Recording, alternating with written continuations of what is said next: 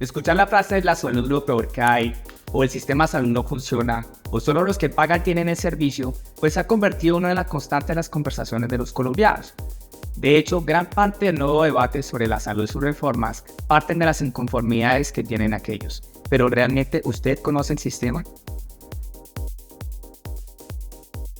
Históricamente, la ley siempre plantea la necesidad de crear un sistema de seguridad social integral que, en conjunto con las instituciones, normas y procedimientos articulados entre sí, pongan a disposición de la persona y la comunidad y para tener como objetivo garantizar a los derechos irrenunciables con el fin de obtener una calidad de vida acorde a la dignidad humana.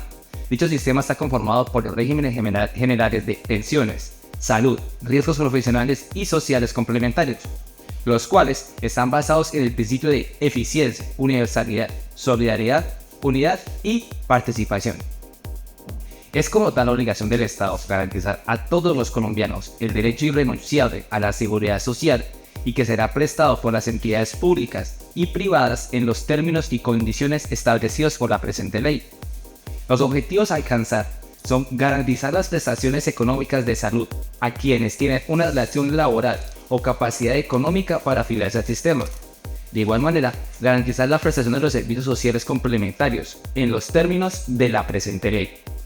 Garantizar la ampliación de la cobertura hasta lograr que toda la población acceda al sistema mediante mecanismos que le permitan que los sectores sin la capacidad económica suficiente, tales como los campesinos, indígenas, trabajadores independientes, artistas y deportistas, al igual que madres comunitarias, puedan acceder de forma integral a este sistema. Uno de los principales puntos de la reforma a la salud que plantea este gobierno es la creación de una red de centros de atención primaria conocidos como los CAPS. Estos tendrán un enfoque en medicina preventiva y predictiva y prestarán un servicio de atención ambulatoria, de urgencias, de hospitalización, rehabilitación, examen de laboratorio y programas de salud pública. Lo que se busca con la implementación de los CAPS es cerrar esas brechas sociales y territoriales y construir un sistema de salud que nos beneficie a todos. El punto de entrada en esta nueva reforma será la creación de los centros de atención primaria, cuya función no será solamente atender a los pacientes, sino organizar el territorio. Cada uno atenderá un promedio de 5.000 personas que estarán distribuidos según el lugar de vivienda o trabajo. De esta forma, los equipos médicos visitarán de manera permanente, rutinaria y constante a las familias de dicho territorio, estén donde estén, para disminuir las causales de la enfermedad, eliminarla si es posible, o atenderla aún en un estado primario en donde todavía sea posible salvarse la vida. La mayoría de los CAPS serán públicos, sobre todo en las regiones donde el sistema no funciona bien, y otros serán privados. El modelo será el mismo de atención tanto para los públicos como para los privados. En esa línea, cuando una enfermedad llegue a un nivel grave, sería una transferencia del paciente a una red público-privada de entidades prestadoras de salud con unas IPS, para que den el tratamiento adecuado a estas personas. En ese orden de ideas, la misión de los alcaldes entonces serán dos. Primero, organizar territorialmente este tipo de centros, para así prestar el servicio a las personas de bajos recursos, y segundo, organizar las redes territoriales prestadoras del servicio de tal forma que cese la competencia entre el sector público y privado, para ser complementario. Con el tiempo tendríamos un sistema universal con atención primaria y preventiva, y la unidad central de eso sería el CAP. Habría miles de CAPs a lo largo del país y aseguraríamos una cobertura total a toda la población colombiana. En la Ley 100, el sistema de salud está compuesto por un amplio sector de seguridad social, el cual es financiado con recursos públicos y privados. En este último está soportado por dos modelos, que es el contributivo y el subsidiario, el cual es un sistema solidario que permite garantizar efectivamente el derecho a la salud. El régimen contributivo es un sistema que está basado en el empleo, es decir, esa relación laboral que determina la respuesta del sistema de salud. En este régimen deben contribuir las personas que tienen capacidad de pago.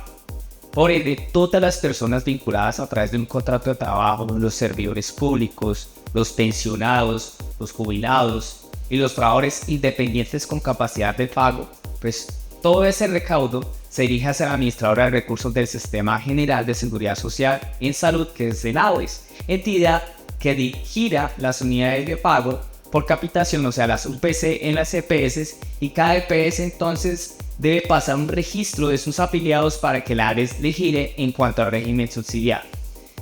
Sabemos que existe una población que no tiene esos contratos formales y que está bajo un modelo de asistencia social, el aporte de este caso no es de los empleados, sino del sistema general de participación o los impuestos generales.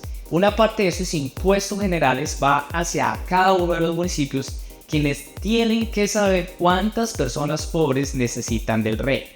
Por todo bajo el principio de la solidaridad. Teniendo en cuenta este proyecto, pretende realizar unos cambios. Primero, desaparecen las EPS. En una primera etapa funcionan como IPS o auditorías bajo la instrucción de los fondos regionales y no permite el aseguramiento financiero ni en salud.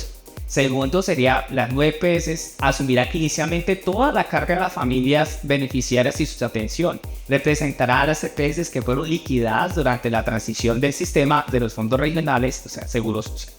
Tercero, pues se seguirán vigentes los regímenes exceptuados y especiales y prevalecerán por encima de la mayoría de la población y a pesar de representar esos gastos que son más altos por menos servicio. A la vez se generan las autorizaciones y las remisiones dependen de los funcionarios de ARES, quienes son quienes modularán de la oferta, pero en realidad restringen el acceso a los servicios. Los fondos regionales en salud, lo que es la administración de los recursos, pues se llevará por medio de las entidades territoriales. Los hospitales públicos recibirán los giros directos de la nación sin contar con un riguroso seguimiento de acuerdo a su gasto y su eficiencia. El presidente tendrá las facultades extraordinarias para definir criterios de selección y condiciones laborales para el sector salud. Para concluir, podemos decir que el ARES aún no tiene una infraestructura, un pagador único de red, una gestión de pagos o una regulación en la verificación que realice ese control fiscal de los dineros entregados. Y en cuanto a los entes territoriales, pues hace falta verificar su operatividad, es decir, esa capacidad de acción, esa técnica que se necesita para mejorar la administración. La dignificación del trabajo en Colombia es una necesidad de la mayoría de la población. Son pocos los gremios que cuentan con garantías de tipo laboral en el desarrollo de sus actividades económicas. El sector de la salud es tal vez uno de los sectores con mayor número de trabajadores donde existen diferentes tipos de contratación.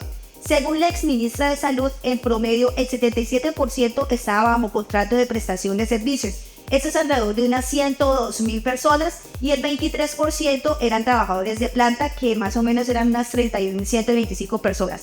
Teniendo en cuenta lo anterior, uno de los aspectos bandera más importantes de la reforma de la salud es la intención de formalizar las condiciones laborales de la salud, garantizando trabajo digno, seguro y decente, abandonando la intermediación laboral y la vulneración de los derechos. Aspectos en los cuales la Corte Suprema de Justicia se ha pronunciado, donde la Corte ha sido muy puntual en resaltar el principio de la primacía de la realidad sobre la forma. Es más, en una de sus sentencias, la SL 3086 del 2021, la Corte Suprema de Justicia hace una conclusión bastante preocupante, que las empresas prestadoras de salud siguen precarizando a los trabajadores, pese a los continuos llamados de las entidades laborales a formalizar todo lo relacionado a esta labor. Es un reclamo a los que elaboran las leyes para realizar dichos cambios. El articulado plantea que a partir de la Ley 100 de 1993, la contratación y condiciones laborales de los trabajadores del sector se deterioraron. Por eso proponen la formalización, para lo cual se clasifican las siguientes categorías. Crean director de la SISI, que son los institutos de salud del Estado que van a reemplazar a las EPS. Estas personas son las designadas a administrar dicho instituto. Crea los empleados públicos, estos serán de libre remoción y nombramiento, el director los nombra y asimismo los puede remover. Estas personas se van a encargar básicamente de las funciones administrativas que inciden en las políticas de la institución. Crea los empleados de carácter administrativo, que son el personal de carrera. Estos no van a tener muchos cambios, ya que lo sigue regular con la Ley 909 del 2004. Crea el personal asistencial, trabajadores estatales de la salud por contrato. Este es un nuevo régimen especial, donde se van a vincular todos los prestadores por medio de un contrato de trabajo, pero quedan limitados sus derechos colectivos, cosa que hay que revisar muy bien en la reforma. Lo complejo de este régimen es que se tiene que definir una planta y esta, cuando esté llena, se empieza a hacer contratos de prestación de servicios, o sea, se crearía un sistema híbrido. Y existe otro que abarca a los trabajadores que estén vinculados en las empresas donde el Estado tiene cierta participación. También se habla sobre los horarios laborales, los cuales están regulados en el decreto 1042 del 78. donde se habla que hay que trabajar 44 horas semanales, pero esa también nos permite ampliar hasta 12 horas diarias. Se habla de que los trabajadores estatales se regirán por todo lo que tiene que ver con el Código Único Disciplinario y no por el Código Laboral. En términos económicos, esta formalización en promedio cuesta 9 millones, lo que claramente implica más recursos económicos. Se debe medir claramente la fuente de financiación, teniendo en cuenta la difícil realidad financiera de los hospitales y las clínicas del país. La propuesta busca que el sistema se transforme, crezca y mejore. Sin embargo, existen dudas frente a los responsables directos de la financiación de esta estrategia. Ahora hablaremos de uno de los puntos fundamentales de la reforma, como lo es el Sistema Único Integrado en Salud. Este sistema consiste en ser transversal al sistema de salud, es decir, que garantiza la transparencia y el acceso en línea en tiempo real a la información epidemiológica, clínica, farmacológica, administrativa, actividades de intervenciones médicas y sanitarias y todas las transacciones económicas que se lleven a cabo en el mismo. Este sistema permitirá la toma de decisiones en todos los niveles e instancias.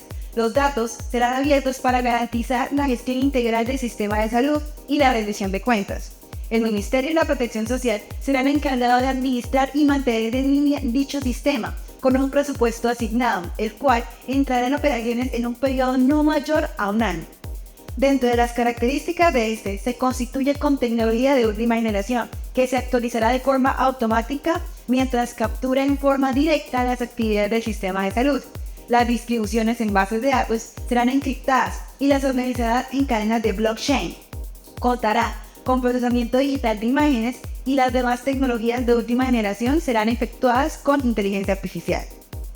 En su nivel operativo, se indicará que deberá garantizar la producción y el uso de la información para la atención integral a todas las personas, las familias y las comunidades con calidad, pertinencia, oportunidad y fluidez y transparencia por parte de todos los integrantes de dicho sistema de salud para un óptimo funcionamiento, comenzando con la historia clínica electrónica única, nacional, en todos los procesos y a todos los territorios. Estos datos se darán para la gestión de los servicios en salud. A nivel estratégico se indica que se garantizará la información para su análisis completo, para poder contribuir a la toma de decisiones en las instancias de la rectoría y la dirección del sistema de salud y todos los agentes involucrados en la misma. En cuanto a los medicamentos, se deberá crear un banco estratégico de medicamentos nacional e internacional mediante un método electrónico de última generación que garantizará la identificación de los medicamentos con su principio activo, su denominación común y la denominación internacional, el laboratorio que lo va a producir y el precio autorizado por el gobierno nacional y demás características que establezca el mismo sistema. El aplicativo informará sobre los diagnósticos y el número total de prescripciones efectuadas en el sistema de salud, su eficacia y efectos secundarios dentro de lo mismo para garantizar la transparencia en la ejecución de medicamentos. Por esto, teniendo en cuenta lo anteriormente expuesto, podemos inferir que si bien es cierto que el sistema de salud actual posee fallas monumentales y económicas, así como sistemáticas, el proyecto de que nos presenta el nuevo gobierno trae ideas innovadoras, pero generales, que no han establecido un campo de ejecución inmediata sin crear traumatismos o problemas que conlleven a poder generar traumatismos en la prestación actual o inmediata del sistema de salud.